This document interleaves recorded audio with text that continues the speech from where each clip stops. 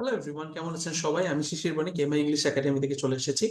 So besides আমরা যেহেতু ক্লাসগুলো করছি, তার পাশাপাশি আমি যেটা চাচ্ছি যে আমরা কিভাবে আমাদের ক্লাসগুলোকে আরো বেশি ইন্টারেস্টিং করতে পারি, বা কিভাবে আমাদের ক্লাসের পাশাপাশি আমরা একটু কিছু স্ট্র্যাটেজিক্যাল ব্যাপারগুলোকে রিভিশন ওয়ার্ক হিসেবে কাজ করতে পারি, সেটা নিয়ে আমরা কাজ করার বা চিন্তা করার চেষ্টা করছি।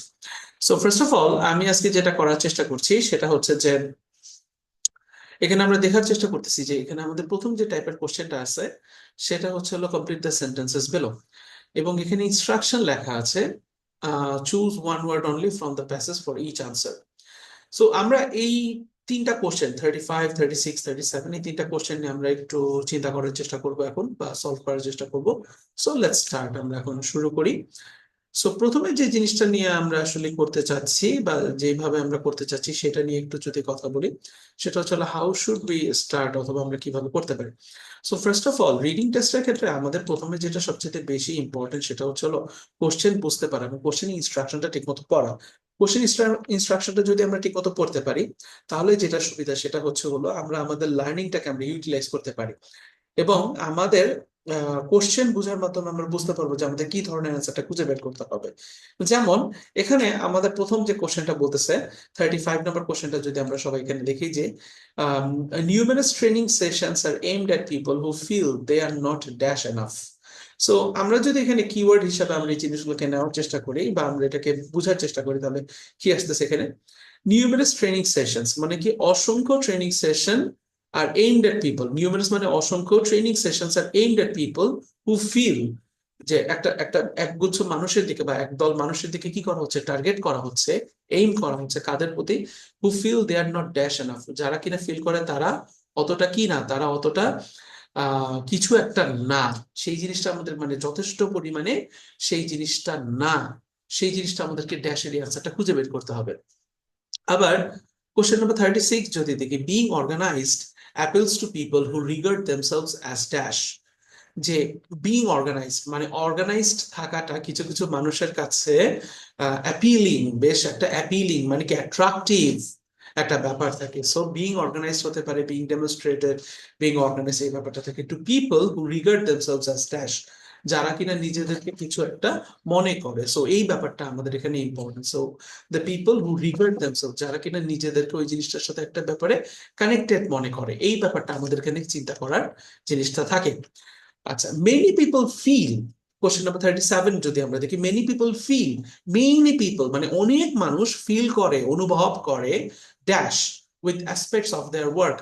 অ্যাসপেক্টস কথাটা মানে ঠিক, অ্যাসপেক্টস বা কথাটা মানে হচ্ছে আপনি জব সেক্টরে যাচ্ছেন, আপনি অফিসে যাচ্ছেন, আপনি আপনার ওয়ার্ক স্টেশনে যাচ্ছেন, যেখানে যাচ্ছেন না কেন, কাজ করার জন্য যাচ্ছেন, সেখানকার অ্যাসপেক্ট, সেখানকার এনভায়রনমেন্ট, সেখানকার আপনার কলিগ, সেখানকার সিস্টেম, সেখানকার অ্যাডমিনিস্ট্রেশন, সবকিছু মিলাই যে এনভায়রনমেন্ট, যে ভাইবটা থাকে, সেটাকে অ্যাসপেক্ট অফ ইউর বা অফ দেয়ার ওয়ার্কের ব্যাপারে কথাটা বলা হচ্ছে। সো অ্যাসপেক্ট ওয়ার্ডটার মধ্যে কিন্তু এনভায়রনমেন্ট থেকে শুরু করে অ্যাবস্ট্রাক্ট এবং আপনার কি হচ্ছে কাউন্টেবল, আনকাউন্টেবল সবকিছুই কিন্তু ইনক্লুডেড। সো এখানে বলতেছে মেনি পিপল ফিল, কিছু মানুষ কি করে, ফিল করে, dash with aspect of their work, যে তাদের এটা অ্যাসপেক্ট অফ দেয়ার ওয়ার্কটা কিরকম ভাবে আসতেছে, তাদের কাছে এনভায়রনমেন্টটা কিরকম। এখন আমরা এটা অ্যান্সার নিয়ে যদি একটু গবেষণা করার চেষ্টা করি, আমরা যদি প্যাসেজের প্রথম দিকে আসি, আমার মনে হয় আপনারা সবাই এটা ঠিক মতো পড়তে পারতেছেন। সো আমরা যদি প্রথম দিক থেকে পড়ার চেষ্টা করি, organisation is big business, whether it is of our lives, all those inboxes and calendars, or how companies are structured, a multi-billion dollar industry helps to meet this need. We have more strategies for time management, project management, and self-organization than at any other time in human history. We are told that we ought to organize our company. দেখেন এখান থেকে পড়া শুরু করতেছি আমি আবার।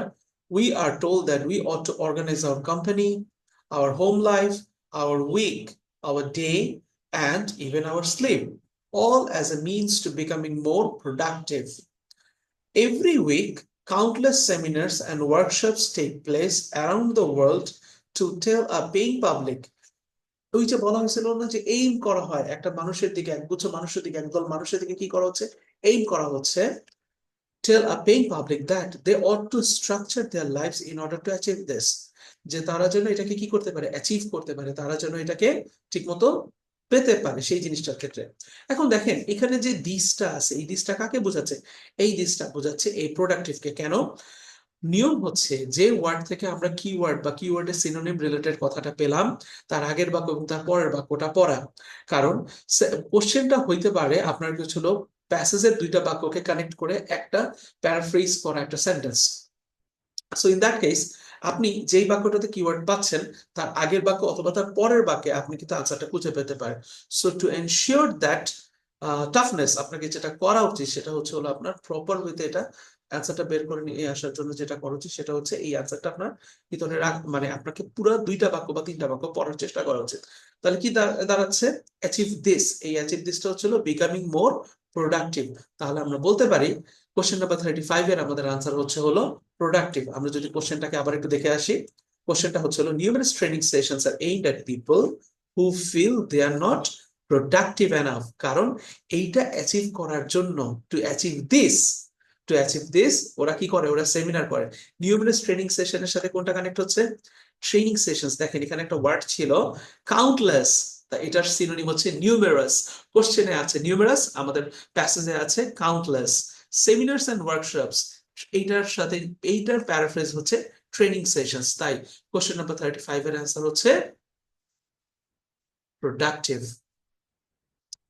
Next আমরা যদি আবার একটু পড়ি, পরের যে আমরা কোশ্চেনটা আবার যদি একটু পড়ে আসি, এখানে বলছে being organized appeals to people who regard themselves as dash। আচ্ছা, সো এখানে আমাদেরকে যেটা খুঁজে বের করতে হবে, অর্গানাইজড ব্যাপারটা আমাদেরকে খুঁজে বের করতে হবে যে মানুষ এটাকে কিভাবে নেয়। The rhetoric has also crept into the thinking of business leaders and entrepreneurs, much to the delight of self-proclaimed perfectionists with the need to get everything right। এখানে খেয়াল করেন, সো বিং অর্গানাইজড এর সাথে কানেক্ট হচ্ছে হলো everything right.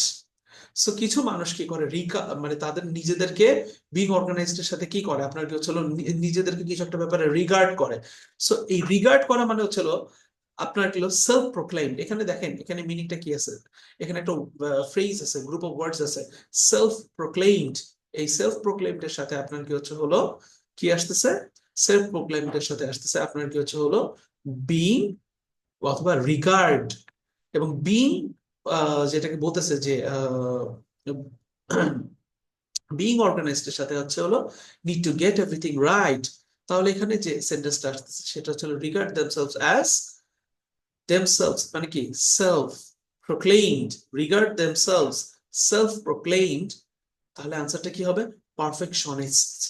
So that's why এটার আনসারটা হচ্ছে perfectionist with the need to get everything right. আচ্ছা, সো দ্যাটস ওয়াই আমাদের এখানে আনসারটা কি হবে? আমরা যদি এখানে কোশ্চেনের কাছে আসি, being organised appeals to the people who regard themselves, যারা নিজেদেরকে রিগার্ড করে, অ্যাজ ড্যাশ। ড্যাশ মানে কি? ড্যাশ এখানে হবে পারফেকশনিস্ট। সবাইকে বুঝতে পেরেছি আশা করি। Next, many people feel dash with aspect of their work. আচ্ছা, এখানে যদি আমরা চলে আসি, আমরা আমাদের প্যাসেজের কাছে চলে আসি আর যদি পড়তে থাকি। Ironically, দুর্ভাগ্যবশত, however, the number of businesses that fail has also steadily increased. Work-related stress has increased.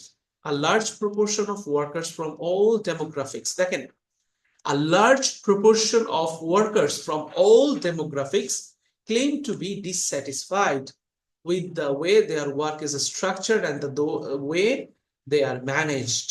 Okay, a large proportion of workers. তো ওয়ার্কার আসলে কারা? মানুষ। মানুষ মানে কি? many people feel that, many people কোশ্চেনে আছে many people feel that বা many people feel।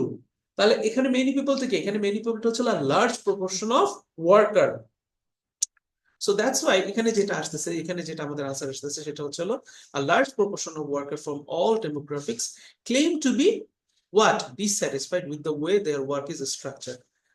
claim to be dissatisfied, এটা কি আসতেছে? dissatisfied।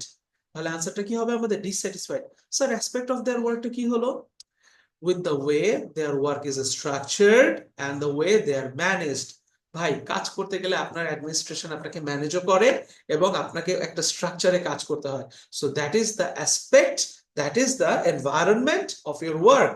তাই এই যে এখানে বড় অংশটা আছে with the way their work is structured and the way they are managed, এটা হচ্ছে হলো আমাদের অ্যাসপেক্ট অফ দেয়ার ওয়ার্ক। তাই সবকিছু মিলে আমাদের কারেক্ট আনসারটা হবে ডিসস্যাটিসফাইড। আমরা একটু কোশ্চেনের কাছে আবার যাই, সেখানে দেখতে পাবো many people feel dissatisfied. Many পিপলটা হচ্ছে হলো মানে ওয়ার্কার্স ফ্রম অল ডেমোগ্রাফিক্স। তারপর ফিল হচ্ছে হলো যে ক্লেইম করে, and dissatisfied with the aspects of their work, যেটা একটু আগে আমরা আলোচনা করলাম। সো এইভাবে করে কিন্তু আমরা সেন্টেন্স কমপ্লিশনের মতো কোশ্চেন গুলোকে আইএলটিএস এর ক্ষেত্রে সহজে সলভ করতে পারি। সো দেরি না করে এমআই ইংলিশ একাডেমির সাথে আপনারা কানেক্টেড থাকুন, এবং আপনাদের যে কোনো আইএলটিএস রিলেটেড বা বেসিক ইংলিশ স্পোকেন রিলেটেড যে কোনো প্রবলেম বা সলিউশনের জন্য আপনারা আমাদের সাথে যোগাযোগ করতে পারেন। সো দেরি না করে চলে আসুন এমআই ইংলিশ একাডেমিতে। আমি শিশির বণিক ক্লাস করাচ্ছি এমআই ইংলিশ একাডেমির উত্তরাতে, এবং তাছাড়াও ঢাকাতে আমাদের উত্তরা, ধানমন্ডি, রামপুরাতে আমাদের ব্রাঞ্চেস আছে। তাছাড়াও ঢাকার বাইরে রাজশাহীতে আমাদের অপারেশনাল ব্রাঞ্চেস আছে। সো দেরি না করে যুক্ত থাকুন এমআই ইংলিশ একাডেমির সাথে। See you soon. Thank you.